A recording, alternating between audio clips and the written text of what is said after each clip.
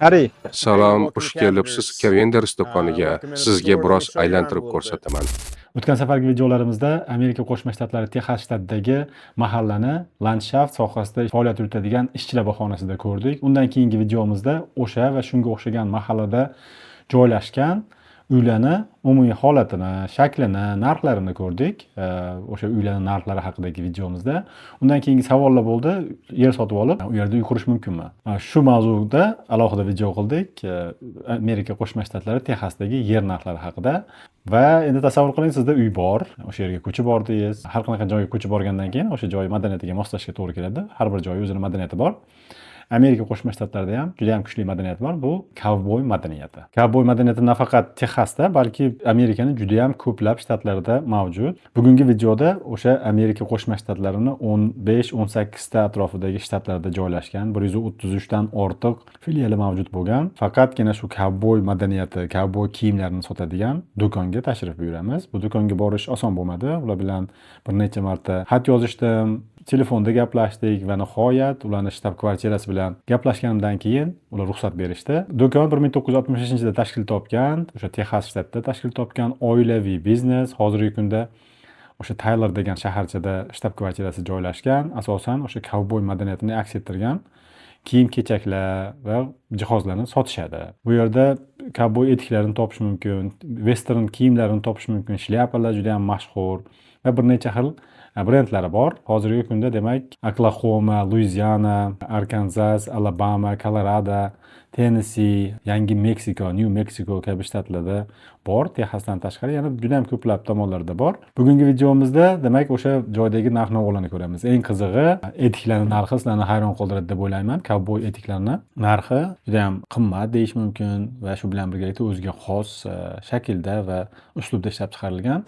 Video ikki qismdan iborat bo'ladi. Demak, birinchi qismida o'sha do'kon filialini bosh menejeri, boshlig'i bilan sayohat qilamiz. Undan keyingi ikkinchi qismida bo'lsa, o'sha narxlarni ko'rib chiqamiz. Ya'ni etiklarni, shlyapalarni, kiyimlarning narxlari qanaqaligini va umuman olganda Amerikada kovboyga aylanish, kovboy bo'lish qanchaga tushishini ko'ramiz. Iloji bo'lsa, bizni o'zimizni milliy, ya'ni madaniyatimizga xos bo'lgan kiyim-kechaklarga narxlarni solishtirishga harakat qilamiz.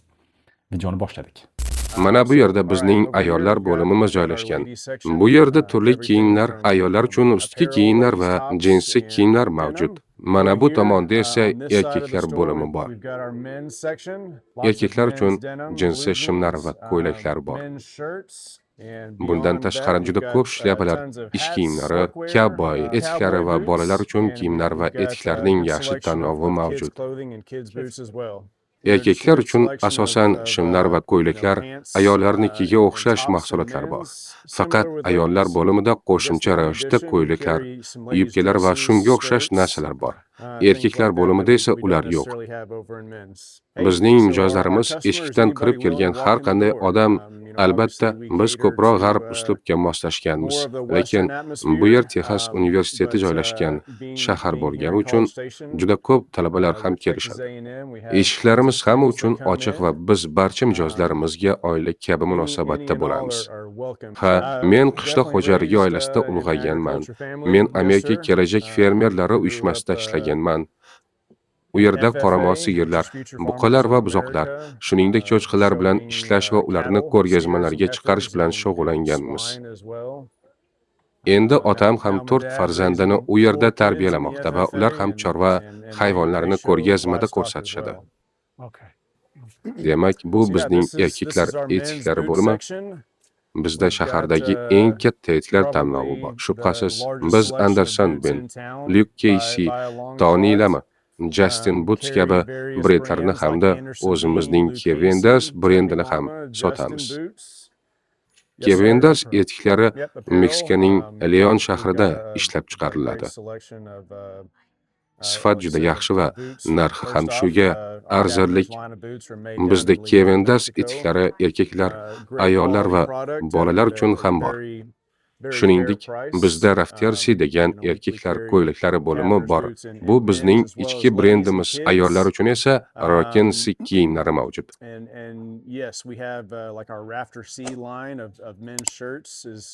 Is kind of our in-house brand there, as well as ladies Rock and See. U shunchaki ko'rgazma devori. Bu yerda 3 ta turli brend namoyish qilingan. Eng tepada Anderson Bin, eng pastda Blackjack, o'rtada esa Lucchesi va JRC and Sons. JRC bu bizning asoschimiz James Ray Cavenderga bag'ishlangan brend. JRC Cavendersning eng yuqori sifatli etiklar hisoblanadi. JRC is kind of like our higher end Cavender's brand of boots. Okay.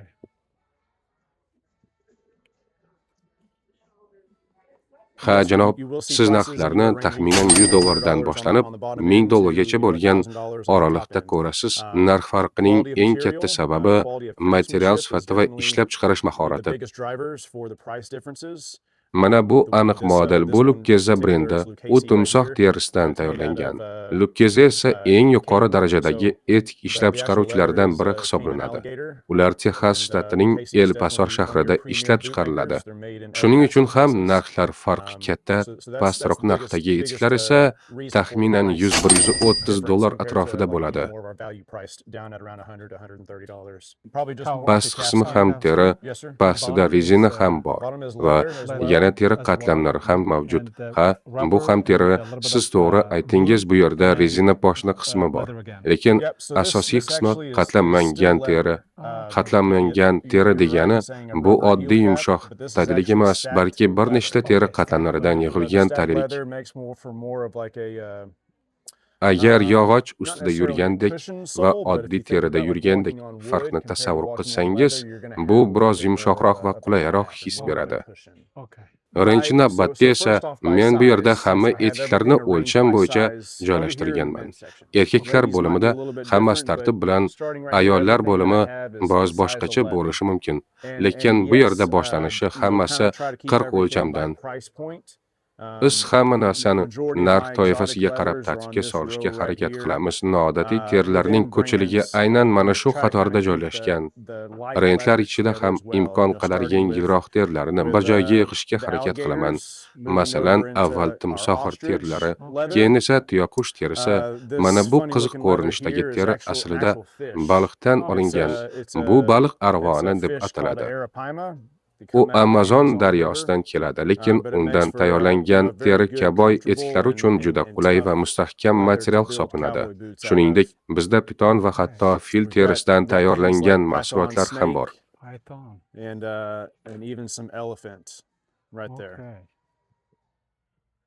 Ha, bizning bosh ofisimizda xarid bo'limi bor. Ular bizning yetkazib beruvchilar va ularning dizaynerlari bilan hamkorlik qilib, biz do'konga olib kiradigan dizaynlarni tanlaydi. Lekin ko'pincha etik dizaynlarini aslida etik ishlab chiqaruvchilarning o'zlari yaratadi. Keyin ular bu dizaynlarni bizning bosh ofisdagi xarid qiluvchilarga taqdim etadi va do'konlarga qo'yiladi. Hatto bizda Texas universiteti logotip tushirilgan etiklar ham bor. We've even got things like Texas A&M logos on some of the tops of our boots. Ko'pchilik bizdan do'konda maxsus teri hidi tarqatiladimi deb so'raydi, lekin yo'q. Bu sun'iy hid emas. Bu tabiiy etiklar va charm mahsulotlaridan chiqarilgan haqiqiy hid. Balki bizda bor charm kamarlar ham shu hidni beradi. Bu to'liq tabiiy. Do'konda maxsus purkaladigan sun'iy teri hidi yo'q. Ha, kaboylikning birinchi belgisi shlyapa. Odamni birinchi ko'rganda ham bosh kiyimga qarashadi. Agar kimdir qishloq xo'jaligi muhitida o'smagan bo'lsa, birinchi qadam sifatida u etik sotib oladi. Lekin oxir-oqibat to'liq obrazni yakunlash uchun shlyapa ham shart. Bizda bu yerda juda ko'p shlyapalar bor. Har xil narxlar, ranglar, shakllar va dizaynlar mavjud. Bu yerda pastroq darajadan boshlaymiz. Bu shlyapalar 100% jundan tayyorlangan. Narxi esa $100 atrofidan boshlanadi. Keyin esa narxlar yuqoriroq segmentdagi shlyapalarga o'tadi. Odatda ular quyon va qunduz junining aralashmasidan tayyorlanadi. Bu ularni sifatliroq qiladi. Ob-havoga chidamliligi, uzoqroq xizmat qilishi va shaklini yaxshi saqlashi bilan agar bilsangiz, qunduzlar suvda yashaydi. Shuning uchun uning juni shlyapa tayyorlashda ishlatilsa, u shlyapani ancha suv o'tkazmaydigan qiladi. Albatta, shuning uchun narx ham oshadi. Menimcha, bu biz sotadigan boshqa mahsulotlardan ko'ra ko'proq siz qancha to'lasangiz, shuncha olasiz degan qoida to'g'ri keladigan mahsulot. Shlyapalarda premium sifat uchun ko'proq pul to'lanadi.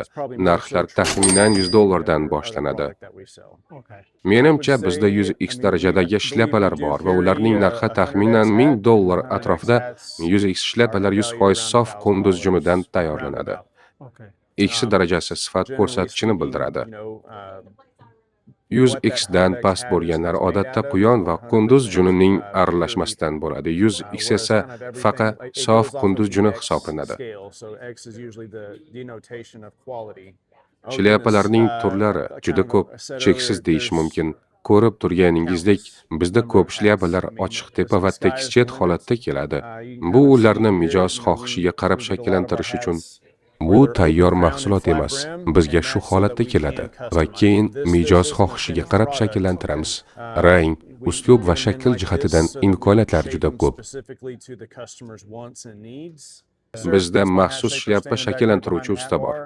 U yerda qozonda suvni qaynatib, bug' hosil qiladi. Shlyapa bug'lanadi va yumshoq bo'lib qoladi. Shunda uni egish va shakl berish mumkin bo'ladi. Sovigandan keyin esa o'sha shaklni ushlab qoladi.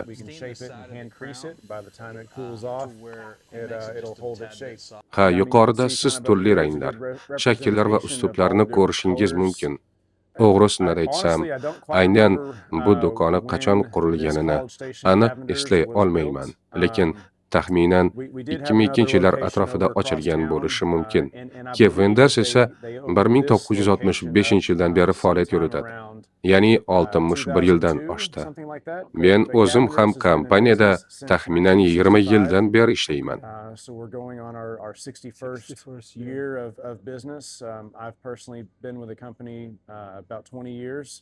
Bu Texasda boshlangan brend 1965-yilda Pittsburgh, Texasda boshlangan. Avval faqat Texasda bo'lgan. Hozir esa 16-17 shtatga kengaygan. Ha, biz Arizona, Nebraskagacha boramiz. Hatto sharqiy sohil Karolinalargacha ham kengayganmiz. Bu ko'proq janub va o'rta g'arbga xos deyish mumkin. Lekin Nyu-Yorkda ham kavboy madaniyatiga qiziqadigan odamlar bor. Country musiqa, Dark Brooks va George Strait kabi ijodkorlar 90-yillarda bu madaniyatni butun AQShga yoyishda katta rol o'ynagan. Yaqinda esa Yellowstone serial ham bu trendni yanada kuchaytirdi. Shuning uchun kavboy madaniyati asosan janubiy ildizga ega bo'lsa ham, u butun AQSh va hatto undan tashqariga ham tarqalgan. Hatto Lotin Amerikasi ham bunga kiradi. Braziliya va boshqa davlatlarda ham kavboy uslubi bor. U yerda ham chorvachilik kuchli. Shuning uchun u madaniyat ularning o'ziga xos uslubiga aylangan. Meksika ham kavboy madaniyatida juda katta o'rin tutadi. Juda katta rahmat, janob. Ha, albatta yordam bera oldim deb o'ylayman. Ko'rsatuvimizni boshida aytib o'tganimizdek, keling endi do'konning o'ziga to'xtalsak.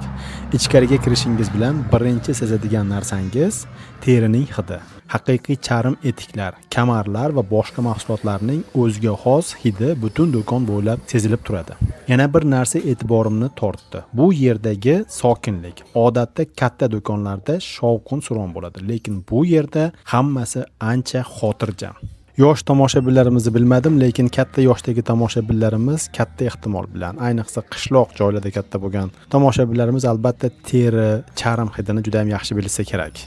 Masalan, men aynan o'zim qishloq sharoitida otlar, chorva atrofida katta bo'lganman. Shuning uchun terini, charm hidini juda ham yaxshi bilaman. Chorva hayvonlari, cho'ponlarning qamchisi, otlarning va shu bilan birgalikda yoshligimda birinchi marta sezgan otamning etigidan keladigan hid bu yerga kirganimda barchasi esimga tushdi.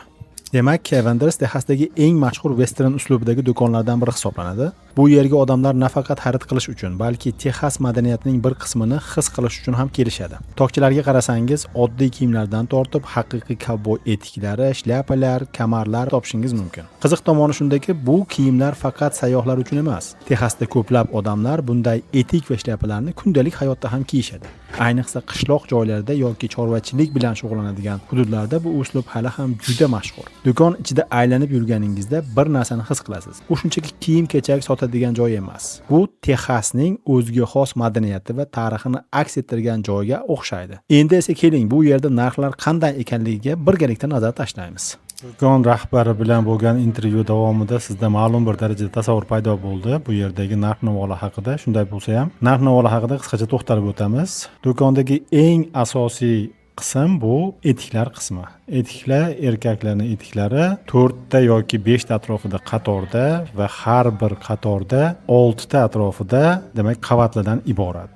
Bu yerda bir qatorni o'zida 100 dan, balki 200-300 dan ortiq etiklar bor. Etiklarning narxi o'sha aytib o'tilganidek sifatiga va ishlatilgan materialiga va uni ishlab chiqargan firma yoki kompaniyani brendiga bog'liq bo'ladi. Men harakat qildim eng qimmatini va eng arzonini topishga. Bu yerda men ko'rgan eng qimmat etik $999 99 sent, ya'ni $1000 va shu bilan birgalikda bir narsani aytib o'tish kerakki, Texasda va Amerikaning juda ko'plab shtatlarida xarid qilish davrida iste'mol solig'i qo'shiladi. Bu soliq Texasda 8,5% ni tashkil qiladi. Shuni inobatga oladigan bo'lsak, $1000 etigimiz 1100 atrofida narxga to'g'ri keladi. Eng arzon ko'rgan etiklarim esa, demak, kattalar uchun $130 atrofida etiklarni ko'rdim, adashmasam. Eng e'tibor beradigan narsa bu etiklarning sifati. Chindan ham etiklar juda ham sifatli deyish mumkin. Toza teridan, charm mahsulotlaridan ishlab chiqilgan, alohida e'tibor bilan bezaklar berilgan va shu bilan birgalikda o'ziga xoslik bilan yaratilgan hammasi. Etiklarni ishlab chiqarishda turli xil charm mahsulotlaridan, turli hayvonlarning charm mahsulotlaridan foydalanilgan. Bu yerda timsoh terisi, mol terisi, ot terisi, jirafa terisi, ilon terisi, shunga o'xshagan noodatiy teri mahsulotlaridan foydalanilgan. Bezaklari o'ziga xoslik bilan e'tibor berilgan. O'sha Meksika uslubida, hindular uslubida, Texas uslubida, Janubiy Amerika uslubida bezaklarni ko'rish mumkin. Etiklar rastasi faqat bu yerda tugamaydi. Bolalar bo'limi bor, ayollar bo'limi bor. Bularni hammasini agar ko'rib chiqadigan bo'lsak, videomiz juda ham uzun bo'lib ketib qolishi mumkin. Undan tashqari ish uchun ishchilar etiklari ham bor. Ularning narxi ham darajada, sifatiga va ko'rinishiga qarab. Shlyapalar bu yerda alohida mavzu. Shlyapalarning juda ham ko'p turlari bor. Ularning narxi ham turli xil darajada. Shlyapalar, zavod shlyapalari va shu bilan birgalikda qo'lda ishlab chiqarilgan shlyapalar bor. Bunday qilib bugungi videomizdan asosiy maqsad Amerika va Texas, shu bilan birgalikda boshqa bir necha shtatlarni muhim madaniyat qismi bo'lgan kavboylik madaniyatiga tashrif buyurish bo'ldi. Bu yerda o'sha madaniyatning bir qismi, kiyinish usullari, kiyimlar turlarini ko'rib chiqdik. Mana shu mavzudagi shunga o'xshash Amerikani hali siz ko'rib ulgurmagan mavzular agar qiziq bo'ladigan bo'lsa, videoga like bosing, kanalga obuna bo'ling. Keyingi mavzularimiz bundan ham qiziq bo'ladi. Keyingi videolarimizda ko'rishguncha